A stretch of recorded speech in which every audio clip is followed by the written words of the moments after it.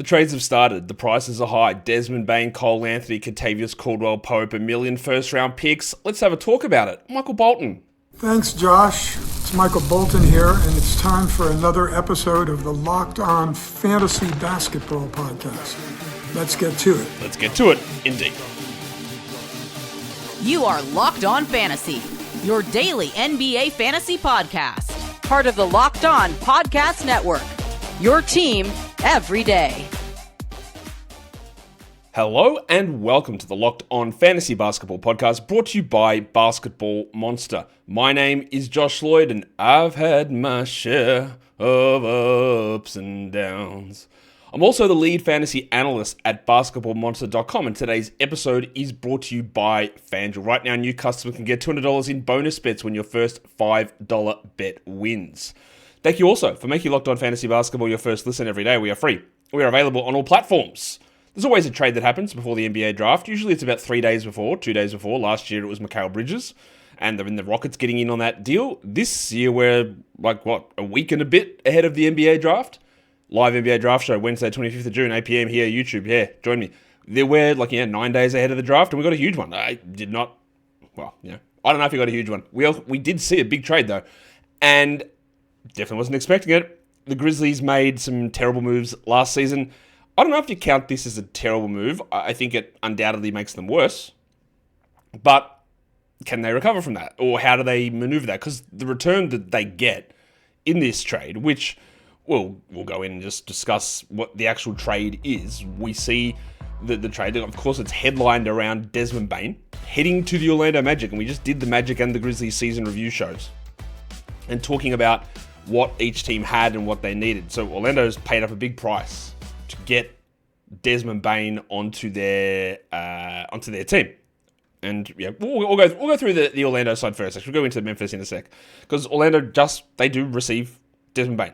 It's a big deal. Desmond Bane is a very good player. He's not an all-star, very clearly, much like Mikal Bridges was not an all-star at this time last season. But Desmond Bane fills the gap that they needed. An elite shooting guard who can handle the ball at times. We know that Franz Wagner has offense run through him. We know that Paolo Banchero does that. We know that Jalen Suggs is very important. But we also know that when Jalen Suggs went down, they were toast. KCP looks absolutely washed. Cole Anthony, the two players who were traded, I still think Cole, we'll talk about him a little bit later. I think he's an interesting player. I don't believe in Mr. Black. I don't believe in Corey Joseph, shockingly enough. So getting someone like Bane is a really, really key thing for this Magic team. Now, we can quibble about the price of it, and that's understandable. With Bane last season, we know that he was the 32nd ranked player in category leagues, 51st in points leagues. He averaged 19, 6, and 5. He shot 39 from 3, hitting 2.5 a game. He's 27, bang smack in the middle of his prime. It's a little bit older than Franz, a little bit older than Paolo, but that's okay. That's okay. The thing here is, and we don't know all of this just yet, and I won't do projections on this stuff for a while, but we can look at Bane and go, now he has to share the ball with Paolo and Franz, and that's not going to be great for his overall numbers. And I don't know that's true. The difference here is that he had to share the ball with Morant and Jaren, and his usage was 23, not a super high number. So Morant, Jaren Jackson, Paolo, Franz, not that different in terms of usage. The difference is that the Grizzlies were trotting out Zach Edey or Santi Aldama.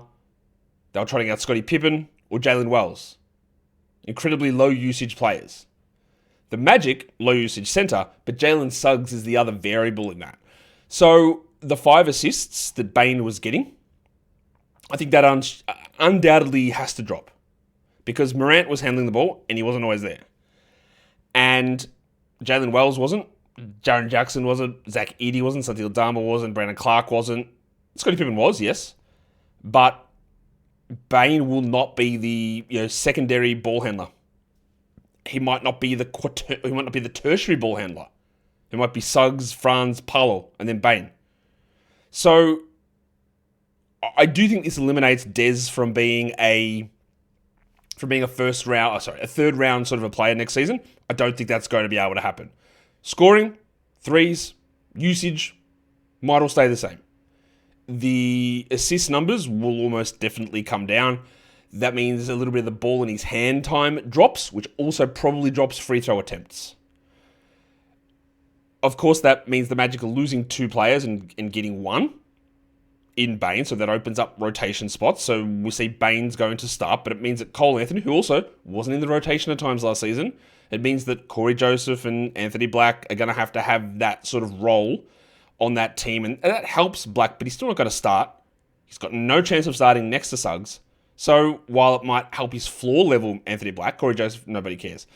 It doesn't change that much for him. So overall, the impact is Bane for KCP. Look, again, with Cole Anthony, I'm not even going to include him as part of the Magic rotation because he wasn't really until guys started to get hurt. So it's really Bane for KCP. Bane is a usage guy. Look, he might take a little usage. Well, that's the other thing. Because, like we talk about Bane maybe not losing usage, but Bane not losing usage coming in to replace KCP's 10 usage, that impacts Paolo. That impacts Franz. It impacts Suggs. All of those guys will lose. And while I think Bane will lose the most in assists, they will all lose a little bit as well. They'll lose a shot, 2 shots, half a shot. They'll lose half an assist. They will all lose. Now, it'll help having someone who can shoot and he's a threat with the ball in his hands. So that could help some of the percentage things. But overall, usage, assists, time on ball for Suggs, Franz, Paolo will all drop. That will drop for Bane, but I don't know that the usage falls that much. So it probably pushes him into the 50s type area. And remember, he is bang in the middle of his prime right about now. That's where we're at with that on that side. Now we're going to talk about, I'll talk about the price. We might as well talk about the price now that they gave up. Like the players, whatever, matching salary. And they're going to be like a second apron team now, the Magic. They've got the rebrand. They're paying a lot of money. The girl's happy. I got my rocks off. How good is this? But if anyone gets that reference, shout out to you. What we look at here in terms of what they give up, pick 16. They had 2 first-round picks in this draft. They're never going to use both of them, 16 and 25. So 16's gone. That's okay. I don't think that matters that much. The real question is going to be in the other picks that they give up. Now it comes across as 4 first-round picks, which it is because it's pick 16 this season that they give up. They give up a 2028 unprotected first, a 2030 unprotected first, a lightly protected 29 pick swap. I think the interesting one is the 26 Phoenix first round pick, because the idea of that pick is that it's an unprotected pick from the Suns, and maybe the Suns are bad in 26. I don't know, but it's not as simple as that from what I can tell.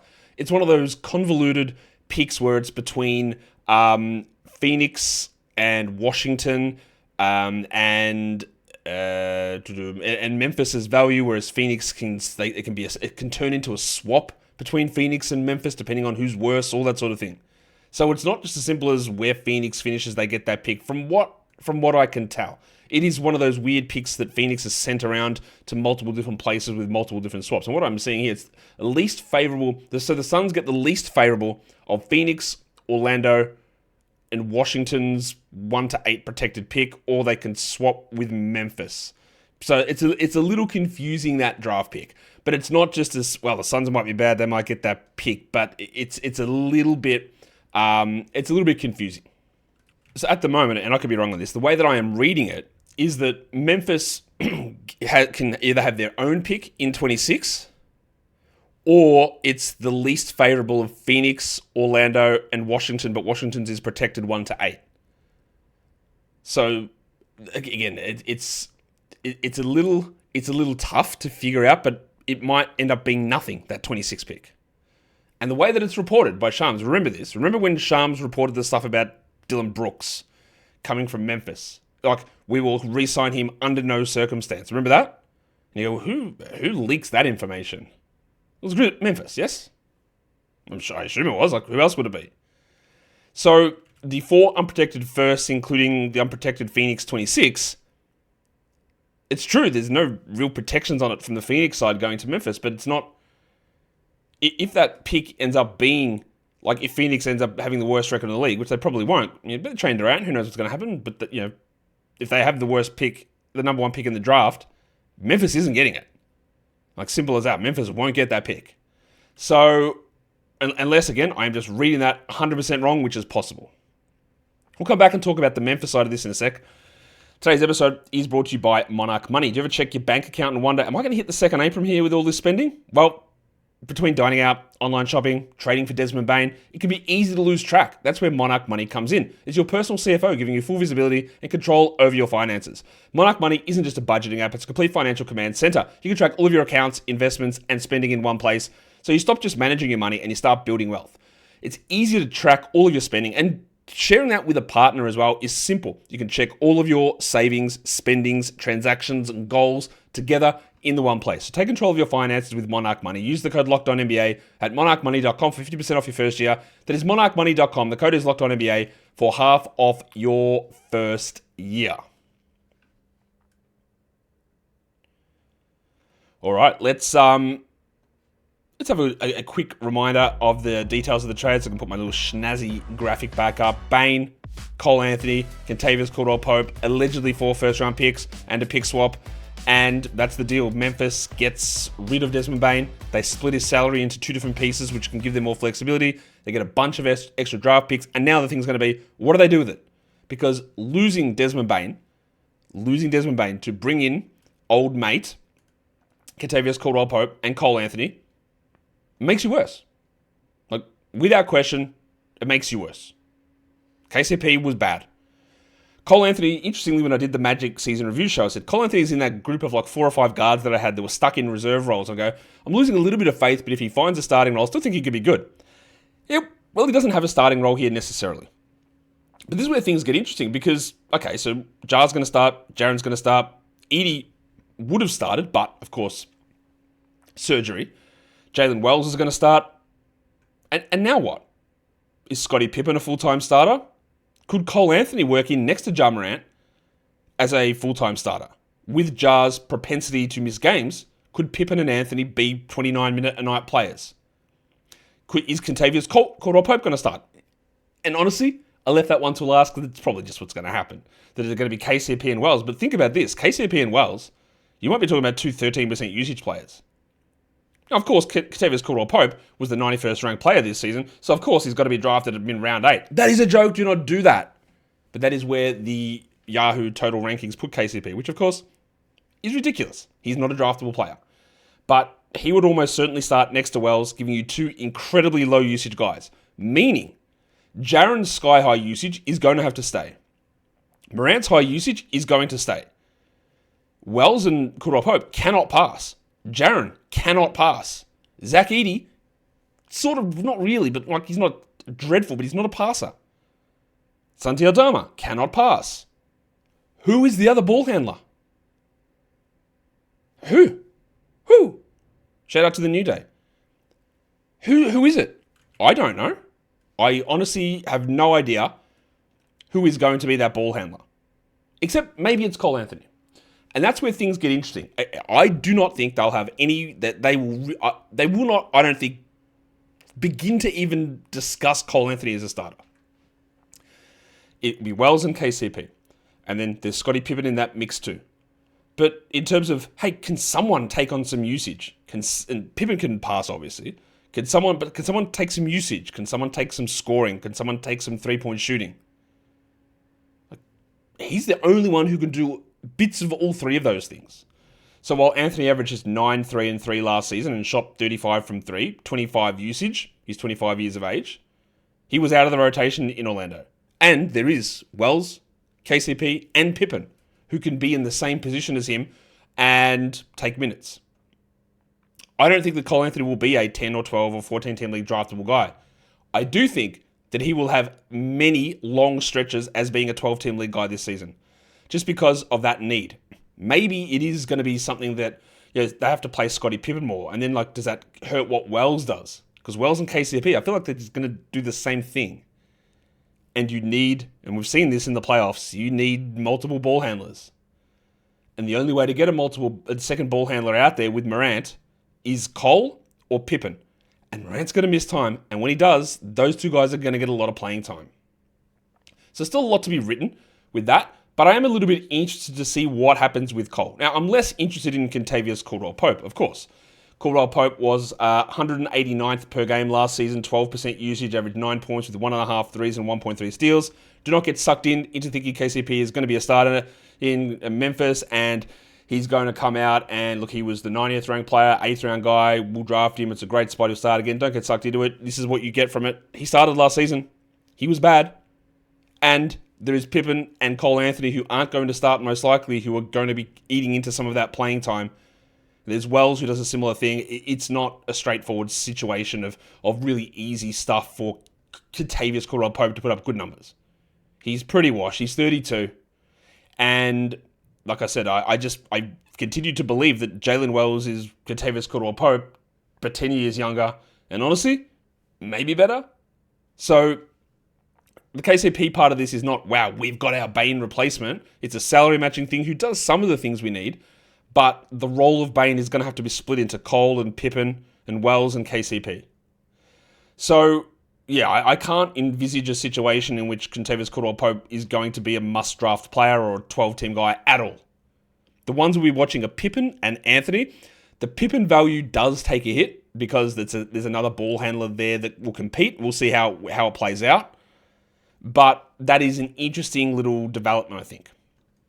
Today's episode is also brought to you by FanDuel. The NBA Finals 2-2. Could have been 3-1. I thought it was going to be. But it's 2-2 now as we head towards Game 5. And there's never been a better time to get in on that action with FanDuel. It's easy to stay in the game before tip-off and live. Player props, performance trends, and same-game parlays. You've got more ways than ever now to play smart and to win big.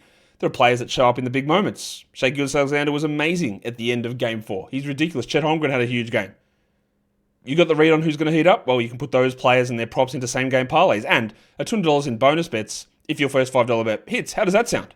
So if you are new to FanDuel, it's the perfect time to sign up. Sign up, not stand up. Well, you can stand up, sit down, whatever. But sign up. Head to FanDuel.com and place your first $5 bet. If it wins, you get $200 in bonus bets. Make every moment more with FanDuel, official sports betting partner of the NBA. And don't forget to gamble responsibly. Okay, so again, we'll just go through the trade and the details. Desmond Bane heads to Orlando in exchange for Cole Anthony, Kentavious Caldwell-Pope, 4 first-round picks, maybe a 29 pick swap. The price is a lot. There's no doubting that is a big price to pay, and it's going to make things interesting for other deals. Doesn't look like Giannis will be traded, but who knows? But KD is going to be traded. It's so hard to do anything in free agency at the moment, so players moving is going to be a lot through trades, and the price is high. So it's a lot for Orlando to give up in this scenario, but undoubtedly to me, it makes them better. It does hurt a little bit of their depth, but remember, Cole Anthony wasn't in the rotation for big chunks of last season. So Anthony Black is going to have to step up. But the other thing you got now is that if Jalen Suggs gets hurt, you don't, Desmond Bane can be a ball handler, because KCP couldn't. So Bane can play that role, along with Franz and Paolo. And then you've got Anthony Black hopefully stepping up. And you've got pick 25, which I think they should be looking at someone like Walter Clayton Jr. there, who would be a really interesting Cole Anthony replacement. Memphis, it's a little harder to figure all that out because it's the Wells, KCP, Anthony, Pippen combination in terms of where all those guys fit. But I think we are seeing a small hit to Paolo, a small hit to Franz, a decent hit to Suggs, and somewhat of a hit to Bane. I think we probably get a bump to Wells, but not enough in Memphis to really matter. Pippen and Cole will be the interesting ones. Cole Anthony could really shoot up because there is a need there. But there's a lot of water to go under the bridge. And we'll talk about all of that water as things happen. We'll see if there's any more trades. I'll try and do reaction shows like this when they do happen. For now, though, that is my little breakdown of that. Just, an hour or so after I woke up and figured all the information. Hit subscribe. We're going to do this. Oh, that's why I lose my voice. Oh, my God. Try and get that back. We'll do the second half of the Timberwolves season review, and then we'll be on to the Lakers season review coming up as well. Guys, we are done here. Thank you so much for listening, everyone. See ya.